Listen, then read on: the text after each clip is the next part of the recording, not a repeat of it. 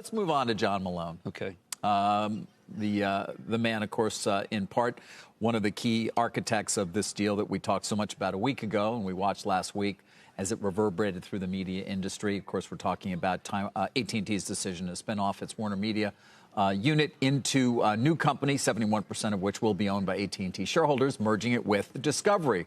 Malone, of course, had been one of the significant control shareholders of Discovery, but he chose to give up that control. And, I asked him why he chose to do that and what about this deal appealed to him. Take a listen. We had speculated on whether or not a transaction with Time Warner was going to be feasible.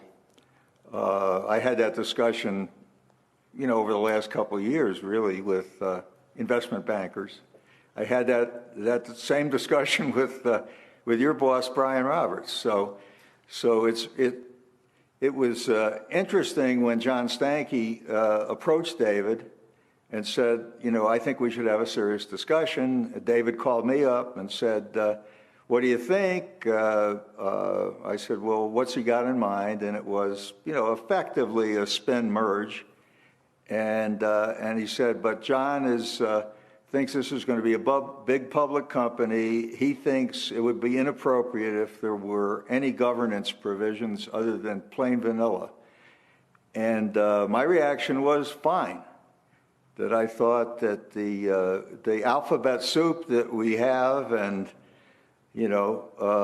had served its purpose, had protected the company and given it a long view for a number of years. And it was time when its usefulness was coming to an end. So I was fine with that. What encourages you about it? What is it that you feel it is going to be able to deliver that gives you a sense that this is the way that you should go?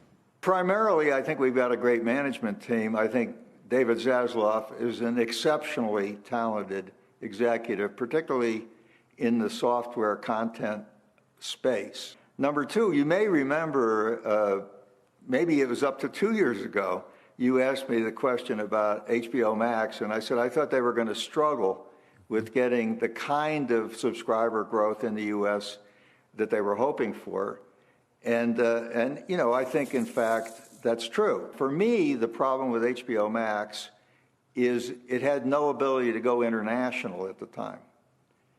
And the combination with Discovery, given Discovery's existing presence, large presence, in 200 countries around the world with a great brand, to me, that's the big upside. Interesting to hear from Malone, of course, which we will continue to, guys, throughout the morning. Discovery shares did not do well last week. AT&T shares, of course, Jim, we talked so often about during the course of last week, in part because of your criticism and the cutting of the dividend that will take place once this deal closes. Investors I've spoken to in terms of Discovery, listen, it's going to be 5 times levered at the outset of the deal. It's going to have an enormous amount of debt on its balance sheet. It's still largely in a business, and by getting larger in it, which is obviously owning cable networks, that is in decline. And so there's concern about that, as is at least some questioning of that $3 billion cost synergy number that the company has committed to realizing, and realizing in fairly short order. So that's sort of some of the skepticism here. You can see Malone doesn't share that skepticism. And we did talk in more detail about the $3 billion cost synergy number and his confidence in it. We talked about the leverage the company will have and a lot of other things.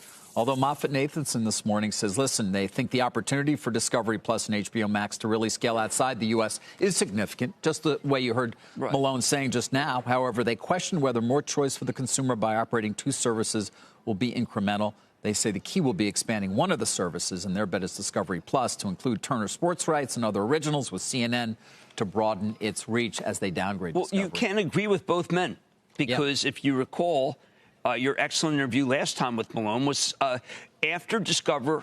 Remember, they're going all the way down because of the Scripps deal. Yes. And he said, buy it. Yes, and that was 2 interviews ago, I think. It was brilliant. And it was in the low 20s. It was a great And it was one of the greatest calls, but it had fallen. It had fallen. Moffett-Nathanson is predicting a similar trajectory, added to the fact that many of the people who are getting this wanted the yield, and they'll sell. So It was an excellent piece about what's going to happen shorter term. Malone is what's going to happen longer term. There'll be a time to buy this. Shepard Smith here. Thanks for watching CNBC on YouTube.